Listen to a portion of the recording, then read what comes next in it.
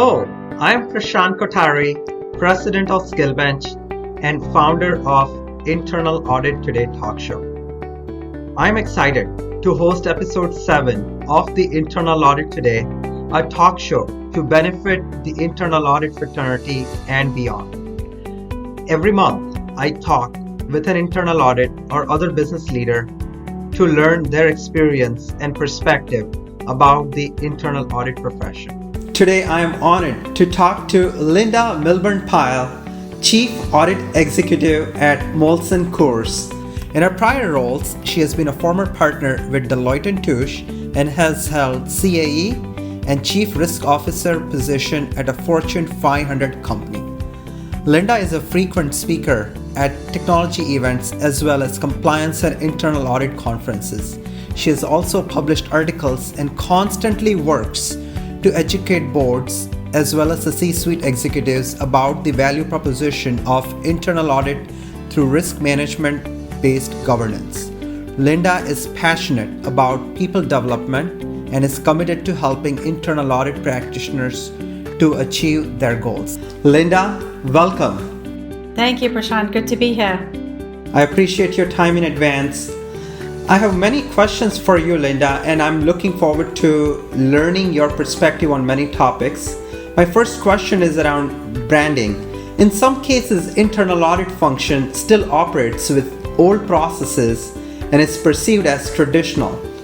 Do you think internal audit function needs rebranding? If yes, what would the new brand identity look like? Well, first and foremost, internal audit has changed over the years since, the guy with the green visor sitting doing ticking and tying into a general ledger. And the role of internal audit has to become one of a trusted advisor to the business. You have to be a strategic partner to the business. And by doing so, you are helping the business achieve its strategic objectives. So when we talk about internal audit rebranding, it's no longer just ticking and tying financial audit issues. It's actually looking at the elements around financial, regulatory, reputation and branding of the company, strategy, technology. It covers operations as well. So the rebranding has to be with that trusted advisor, business partner in mind. And for that, the internal auditor has to have a very deep knowledge of the business, not just deep knowledge of accounting principles anymore. What do you do differently with reporting so that it is timely and adds value to your stakeholders? Prashant, this is a great question because I think one of the criticisms of internal audit in the past has been the amount of time that it takes to get reports out. And we hear a lot about this concept of agile auditing. And if I could just pick one aspect of that agile auditing, not to say that all audits have to be with the agile methodology, but as we go along through our audits, it's imperative that we clear the findings with the stakeholders as we go. That way, we're not waiting for a specific reporting phase of our audit cycle to get our reporting done, but that you're clearing issues as you go through the process of auditing and as you go through that cycle, which means at the end of it, you really have your report almost pre-written with your management action plans done and confirmed. And I love that approach with the agile audit in that we are working with our business partners to highlight those issues that we identify. So when they get the report, it's more just a formality. It's not a specific, big 30-page report that they get. It's short, to the point. We're identifying issues. We don't sugarcoat anything, but it's not a surprise to the business that you then spend 3 to 4 weeks arguing over, minutiae details. And that has really been successful in my implementation of audit reporting. I really like your perspective, Linda, on the reporting aspect. It looks like it's a very simple approach, very efficient, and very valuable for the company to have the information in a timely manner along the way rather than towards the end. Correct. And our stakeholders they appreciate the easy read of the reporting format as well. So if you do an executive summary, just not cutting all the dramatics out of internal audit. It's short, to the point, helps our stakeholders identify issues that they need to remediate and focus on. And there's always more details, so we do have that as an appendix or a separate report that we issue that helps our stakeholders also dig deep if they want to dig deep. In a data-centric world, there is an increased need to utilize data and analytics in audit functions. The progression has been slower than expected.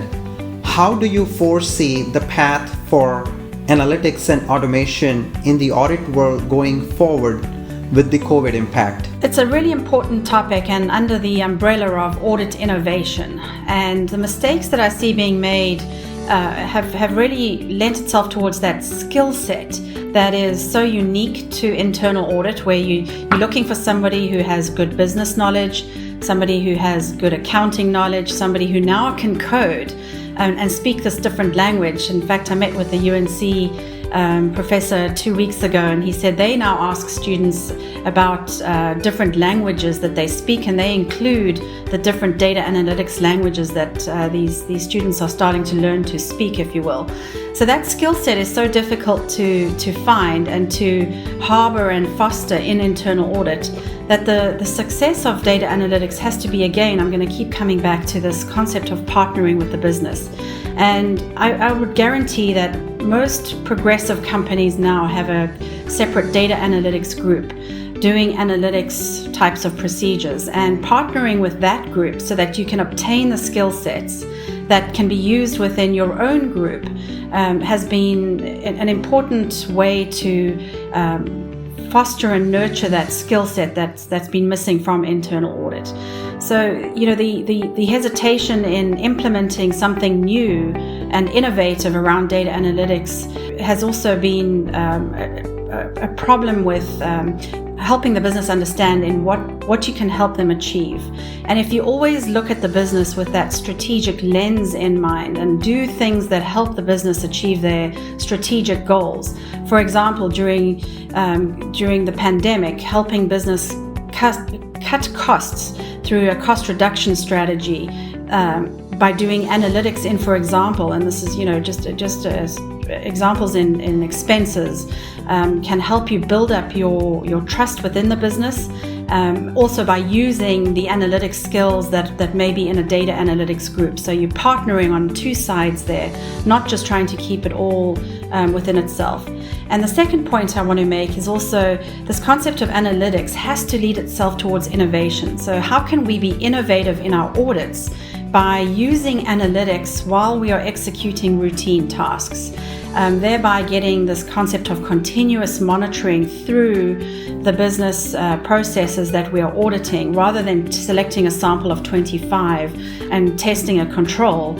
Why do we not implement data analytics and help the business implement a preventative control that can be executed through the year? So it's a mindset change in the way that we are executing our audits, as well as doing analytics in an innovative way with the business to help them achieve their strategic objectives. What advice and approach would you recommend for companies who would like to modernize Sarbanes-Oxley compliance? Yes, the age-old question of Sarbanes-Oxley and what do we do with it and how has it evolved? And it actually blends in with this concept of data analytics, so that we can start to automate some of the control tests that we have been doing routinely for so many years. So this concept of SOX Modernization, it's looking at controls, top-down, risk-based. That's not new. But to modernize it, we now should be taking an approach where we build in more preventative, automated controls, part one, to help the business continuously monitor. And I know these are buzzwords, but if executed properly, the automation comes naturally to those control owners, and it's not a separate task that they had to perform and use paper to review and sign off and analyze, but it just becomes an inbuilt part of the ERPs that are being implemented, whether it's SAP or Oracle or whatever ERP system is being used. So simplifying the process around the controls that are in existence already, and using data analytics to be innovative in your approach to testing. That's part one. And then the second thing is also perhaps looking at those areas that can be co-sourced, so that you are freeing up your resources to do the real thinking behind some of the controls work. So whether you're rationalizing or bringing controls together across geographies, or simplifying or automating, the routine controls can be co-sourced, which will free up some resources. And I think there's a misconception around consulting fees that are traditionally associated with big outsource and co-source projects around SOX. But if you do this properly, there are plenty of resources and ways to actually build efficiencies into your SOX program and thereby modernizing it. I think you were reading your mind, because my next question is around co-sourcing. Yes. As we all know, audit co-sourcing and outsourcing is extremely important for companies, and you just mentioned that. It helps to bridge the talent gap, and in many cases, the companies can gain the cost efficiencies, like you said. Given your experience and what you just said about co-sourcing, could you share more details about when and what should internal audit functions consider with co-sourcing? So in the previous question, you mentioned about Sarbanes-Oxley modernization. Beyond Sarbanes-Oxley, are there other areas you would recommend companies to co-source, and what would be a good timing for it? The HR staffing model for internal audit has changed and evolved as well. So if you think about the traditional approach to internal audit staffing, you'd think of a triangle shape. Maybe there's a VP at the top and people kind of cascading down. And the modern internal audit group starts to look more like a diamond, where you'd have, college graduates and entry-level people at the bottom, and then a bunch of specialized skills in that middle tier, and then up to the point again. So if you think of an HR organization for internal audit as a diamond, using specialized skills in that kind of middle layer, that is where I would see the benefit of having skills that I can use on demand, really. And skills that are relevant to my business. So finding somebody, again, what we call the unicorn in the business. Maybe it's an IT auditor who has knowledge of my particular industry, whether it's technology or retail or finance, banking. So knowledge of industry plus IT plus data analytics. You're looking at somebody who can't easily be found, that you can maybe keep busy for for 100% of the time.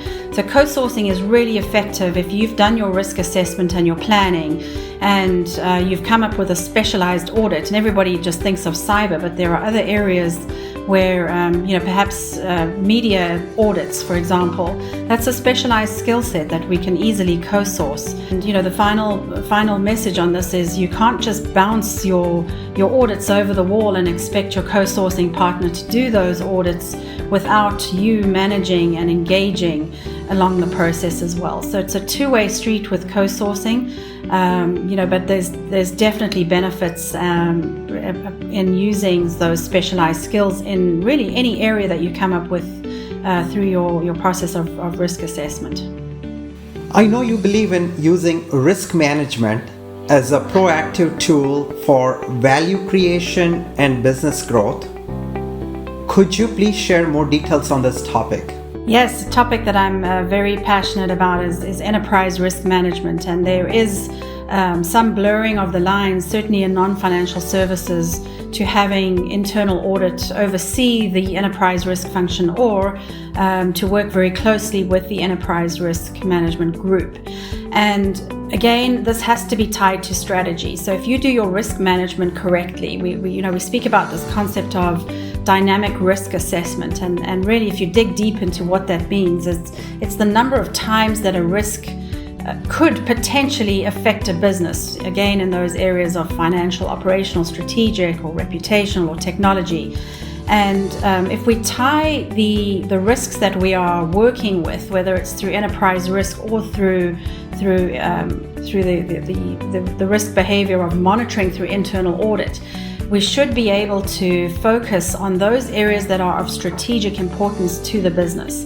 And if you do that, not only are you creating the relationships that we spoke about earlier in terms of your branding and awareness of the company and how the business operates, but you'll also be able to help the company anticipate some of those risks coming through before they arrive at the business, and that'll help the business achieve their strategic objectives. So it's to me very critical that all the work that we do, not only in internal audit and risk management, is ultimately tied to strategy, because otherwise, why else do we do that? It is difficult to measure return on investment, and I think therein lies a little bit of a contradiction, because if we do our jobs right in compliance, whether you're in enterprise risk or compliance or internal audit, you're preventing certain activities or incidents from happening. So you're anticipating, and that's almost a dimension of internal audit, to anticipate risks before they happen. But to measure that ROI, that's what the business is looking for. We have to tie that back to strategy, to say if we didn't do a certain activity or put a certain control in place or monitor and measure a strategic imperative, how do we know that it would have been successful in the first place? So I think it's very important for internal audit to be tied in some way, shape or form to enterprise risk, but bearing in mind that strategic portion at all times. As we all know, COVID has forced us to redesign our personal and professional lives.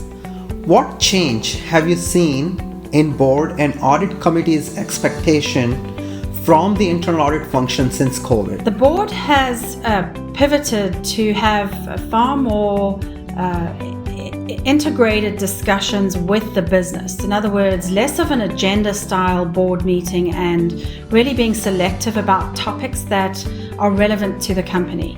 And the topics that I'm hearing, span across the business. So it just depends on the quarter that we're looking at and how the board wants to address certain issues. But for example, under finance, right, the topic of estimates and forecasting, that has been really difficult for businesses to forecast and predict what's going to happen. If we did a forecast in March, it would have been very different to a forecast that we're going to do in September, based on the new knowledge that we've acquired. So forecasting has become a topic of discussion for the boards. A lot more HR topics as well around the concept of culture. Company culture has become very important, and especially ensuring employees' mental health while working remotely, as the pandemic has extended over months. And for that, the boards are generally starting to ask more intuitive questions around people's health and state of mind. And then, of course, the obvious topic, which is partly COVID, partly environmental and situational and political, is diversity and inclusion. So there's been a lot more discussion around D&I and appointments of diversity and inclusion leaders in companies who are helping somewhat with those cultural shifts. The obvious topic that boards always want to talk about, of course, is cybersecurity, and trying to figure out where the companies fit and what their strategy is to continuously improve their position along whatever control framework they're using for the measurement of security issues. And that's important as employees are working remotely as well, since sometimes those security protocols that we have in the office are not the same as if we're sitting in our offices at home. So in short, boards are becoming far more dialogue based and less agenda focused, which has been good, making those discussions far more relevant to the business and to the environment and situation we find ourselves in. I want to thank you so much for sharing your words of wisdom today. It's hard for me to pick one takeaway, because you have vast knowledge on so many different topics that it's been absolute great learning for me today, with data analytics and automation, agile auditing, risk management, SOX modernization. And I really, really thank you for your time, and I know this will be a huge learning for all the viewers of the episode. I want to thank you as well for all that you're doing for the community and for the profession at large, and I'm always available to answer questions should your viewers have any further questions. Friends, if there is a topic or guest you would like to see on Internal Audit Today, leave a comment here or email me at pk@globalskillbench.com. Thank you.